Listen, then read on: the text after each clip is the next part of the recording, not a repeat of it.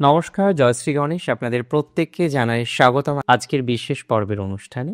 আজকে মূলত আমরা যে রাশিটিকে নিয়ে আলোচনা করব সেটি হলো সিংহ রাশি, এবং সিংহ রাশির জাতক জাতিকাদের বুধের ট্রানজিট নিয়ে একটু আলোচনা করব। দেখুন, প্রত্যেকটি ট্রানজিট তো ভালো হয় না। কিছু ট্রানজিট গোলযোগ আনে, কিছু ট্রানজিট খুব ভালো ফল দেয়। যে ট্রানজিটগুলো গোলযোগ আনে, সেই ট্রানজিটগুলো কোন কোন গোলযোগ আনতে পারে এটাকে বুঝে নিয়ে আমাদেরকে এগোতে হবে। তো দেখুন, আমি খুব স্পেসিফিকভাবে আপনাকে জানাতে চাইবো যে বুধের ট্রানজিট সিংহ রাশির জন্য মধ্যম, খুব ভালো নয়, খুব খারাপও নয়। কিছু কিছু ক্ষেত্রে হয়তো হালকা গোলযোগ বাড়তে পারে, হয়তো প্রচুর পরিমাণে নেগেটিভিটি আসবে না, সেটা সিওরিটি দিচ্ছি। তবে কিছু কিছু ক্ষেত্রে কিন্তু হালকা গোলযোগ বাড়তে পারে। দেখুন, প্রথমত আমি মনে করি, যেহেতু সিংহ রাশির দ্বিতীয় পতি এবং একাদশ পতি, ধনভাবের অধিপতি, সফলতা ভাবের অধিপতি হচ্ছে মার্কারি, অত্যন্ত লজিক্যাল প্ল্যানেট। কথায় বলে যে আমি তোমার পোষা পাখি, যেমন শেখাও তেমনি শিখি। তো এই যে কোয়ালিটিটা, এটা বুধের মধ্যে প্রবল। বুধ কপি করতে পারে, কপি পেস্ট, এই টেন্ডেন্সি বুধের মধ্যে খুব। আবার আমরা এটাও দেখেছি সে চটজলদি বুঝে যেতে পারে। তবে বৃহস্পতির যে আন্ডারস্ট্যান্ডিং বুধের মধ্যে কম। বুধের মধ্যে আছে কি, চটজলদি ধরে ফেলার ক্ষমতা, কিন্তু সেটা রিটেনশন হচ্ছে না। ক্যাচ করে নিচ্ছে কিন্তু রিটেনশন হচ্ছে না, বুঝে যাচ্ছে কিন্তু মনে থাকছে না।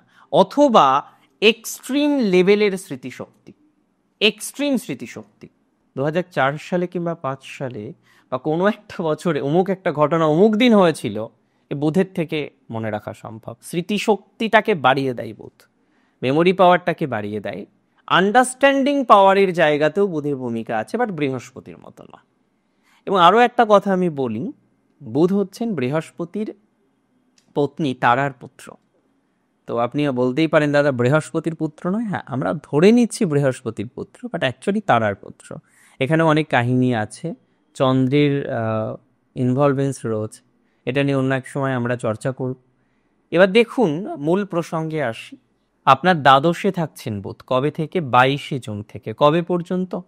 30শে আগস্ট। অলমোস্ট 70 দিন একটা ট্রানজিট বুধ করবেন, আপনার দ্বাদশে থাকবেন। হ্যাঁ, প্রাথমিক অবস্থায় ফাইন্যান্স নিয়ে কিন্তু অসুবিধা আছে। আবেগের জন্য, কর্কট রাশি হচ্ছে আবেগ ক্ষেত্র, যত আবেগ কর্কটের, যত ইমোশন কর্কটে। আর বুধ লজিক্যাল, তাহলে লজিক্যাল প্ল্যানের যখন আবেগের ঘরে বসে থাকে, তার আবেগ বৃদ্ধিপ্রাপ্ত হবে। সে মাঝে মাঝে কনফ্লিক্টের মধ্যে পড়ে যাবে যে করবোটা কি। আবেগও বাড়ছে, আবার বুদ্ধিও রয়েছে, মানে দুটো বিষয়কে ম্যানেজমেন্ট করার ক্ষেত্রে সাময়িকভাবে একটা ট্রাভেলের মধ্যে কিন্তু পড়তে পারেন। কারণ অনেক ক্ষেত্রে মনে হবে এই খরচ করাটা ভালো, আবার অনেক ক্ষেত্রে মনে হবে এই যা, এ খরচ করাটা যাবে না। তার মানে একটা কনফ্লিক্ট, নিজের সাথে নিজের সংঘর্ষ, করব কি করব না, খরচটা করা ঠিক হবে কি হবে না, ইনভেস্ট করাটা ঠিক হবে কি হবে না। আর যতটা টাইম আপনার ইনভেস্ট করতে লাগতো, তার থেকে অধিক বেশি টাইম আপনার লাগবে এইটা ভাবতে ভাবতে যে ইনভেস্ট করব কি করব না, যাব কি যাব না, বা সো অ্যান্ড সো বিষয়বস্তু।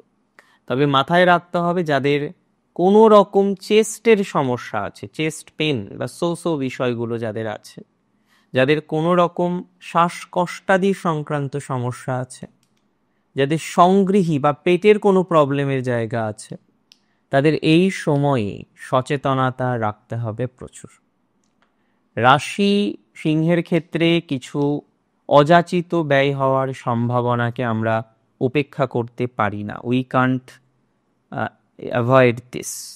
এখানে কিছু জায়গা আসবে যেখানে কিছু নেগেটিভিটির মাত্রাটা কিন্তু তৈরি হয়ে যেতে পারে। তার মানে সোকল্ড ভাবে আমি বলে দিতে পারি যে কিছু নেগেটিভিটি তৈরি হওয়ার জায়গা রয়েছে, কিছু নেগেটিভ ভাইবসে পড়ার সম্ভাবনাটা আমরা কিন্তু লক্ষ্য করতে পারবো। আর এই বিষয়ে আপনাদের রাখতে হবে অতি সক্রিয়তা। যত সক্রিয়তা, যত অ্যাক্টিভিটি, ততটাই আপনাদের জন্য পজিটিভ। আমি আশা রাখি ডেভেলপমেন্ট 100% হবে। আমি আশা রাখি পজিটিভিটির মাত্রাটা অবশ্যই লক্ষ্য করতে পারবেন। দেখুন, সিচুয়েশন অনুসারে পরিকল্পনা করুন।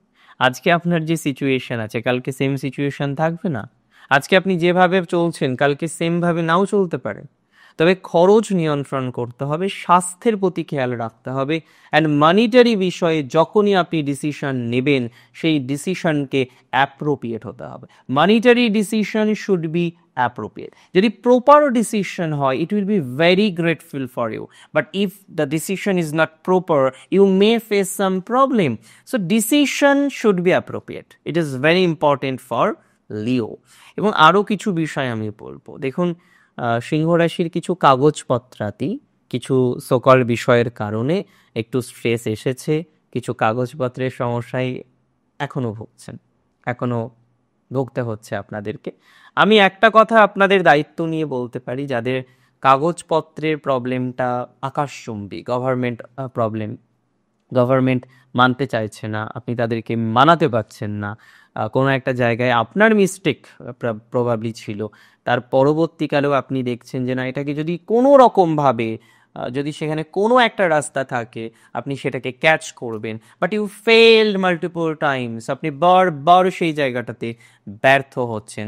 সো আই মাস্ট সে, আমি অবশ্যই বলবো, এই ধরনের ম্যাটারগুলিতে একটা prosperity and growth that you will get, that you can get, and definitely that will be very very very true. মূল কথা হচ্ছে কাগজপত্রের কিছু ঝামেলা মিলবে। তবে বিদেশ যাওয়ার ক্ষেত্রে যাদের কিছুদিন ধরে একটা মনস্থির করেছেন, অবশ্যই বিদেশে যাওয়ার যোগ দেখতে পাচ্ছি। যারা ফরেনে যেতে চান, অন্য কান্ট্রিতে যেতে চান, সিংহ রাশির জাতক বা জাতিকা, you can go, you will proceed, আপনি যেতে পারেন। একটা জায়গায় খেয়াল রাখতে হবে, সেটা ম্যারেজ রিলেটেড ডিসিশন। অনেকেই বলবেন যে দাদা কিভাবে বললেন বা কেন বললেন? দ্বাদশে বসে আছে দ্বিতীয় পতি, অবশ্যই দ্বিতীয় ঘর ম্যারেজের জন্য ইম্পর্টেন্ট নয়, পরিবার বৃদ্ধিকে রিপ্রেজেন্ট করে, অ্যাকুমুলেশন অফ ওয়েলথকে যেমন রিপ্রেজেন্ট করে, আপনার ফ্যামিলি মেম্বার ডেভেলপমেন্টকে রিপ্রেজেন্ট করে সেকেন্ড হাউস। তো সেকেন্ড 11-এর combination is very essential, but this is not the only reason. রিজনটা শুনো, শনির নক্ষত্র পুষ্যা নক্ষত্র, বুধ উড়সাতেও অবস্থান করবে, অ্যান্ড পুষ্যা নক্ষত্রের যে লর্ড সে হচ্ছে শনি। আমি কিন্তু গ্রহ লর্ড বলছি, এমনিতে বৃহস্পতি দেবতা। তো এই পুষ্যার যেহেতু অধিপতি গ্রহ হচ্ছেন শনি, যে হলো 7th-এর লর্ড, মানে সপ্তমের অধিপতি, আপনাদের বিবাহকারক প্ল্যানেট, তার মানে ম্যারেজ ইনফ্লুয়েন্স থাকছে। প্রত্যেকটা সময় মাথায় রাখবেন একটা প্ল্যানেট কোন স্টারে বসে আছে, that is most most most important. একটা রাশি অনেক বড়, 30 ডিগ্রি, যেখানে 3টে নক্ষত্র, যেখানে 9টা চরণ থাকে, প্রত্যেকটি চরণের মান হচ্ছে 3 ডিগ্রি 20 মিনিট। তাহলে এটা একটা ওয়াইড, বড়, স্থূল। সেখানে যখনই নক্ষত্রের কম্বিনেশন আসছে, দ্যাট ইজ মোর স্পেসিফিক। আর যখনই চরণের কম্বিনেশন আসছে, that is most specific, that is also more more more and more specific. আমরা যখনই, এই কারণেই তো D9 চার্ট দেখছি আমরা, না? আমরা কেপিতে কি করছি, বিষয়টাকে আরো ক্ষুদ্রাতি ক্ষুদ্র ডিভিশনের মধ্যে পৌঁছে যাচ্ছি। নারী মাংস যারা করছেন তারাও সেই ক্ষুদ্রাতি ক্ষুদ্র ডিভিশনে পৌঁছে যাচ্ছেন। So specific prediction is important. তো এখানে ম্যারেজের ক্ষেত্রে পজিটিভিটি ঘটবে, বাট ডিসিশনটা প্রপার হতে হবে, বিকজ 6th and 7th-এর লর্ড হচ্ছে স্যাটার্ন, অষ্টমে আছে। সাম ডিফিকাল্টিজ মে কাম, কিছু সমস্যাও আসতে পারে। অ্যান্ড আমি বলে রাখি, আমি যে ডিজিজগুলো বলছিলাম সেগুলোকে ঠিকঠাক রাখতে হবে, খাওয়া দাওয়ার হ্যাবিটটা ঠিক রাখুন, প্রাণায়ামের অভ্যাস করুন রেগুলার বেসিসে, লাইফের মডিফিকেশন দরকার, এটা যত বেশি করতে পারবেন ততটাই গ্রোথ হবে। আর মার্কারি কিছু শিখিয়ে যাবে, you will get some new learning. Logic না কোথাও যেন গিয়ে আবেগ, এই যে কন্ট্রাডিকশন, এই যে কনফ্লিক্ট, এই জায়গাটি থেকে you will get a proper decision. অনেক ভালো থাকুন আপনারা, সুস্থ থাকুন, ভালো থাকুন। জয় শ্রী গণেশ।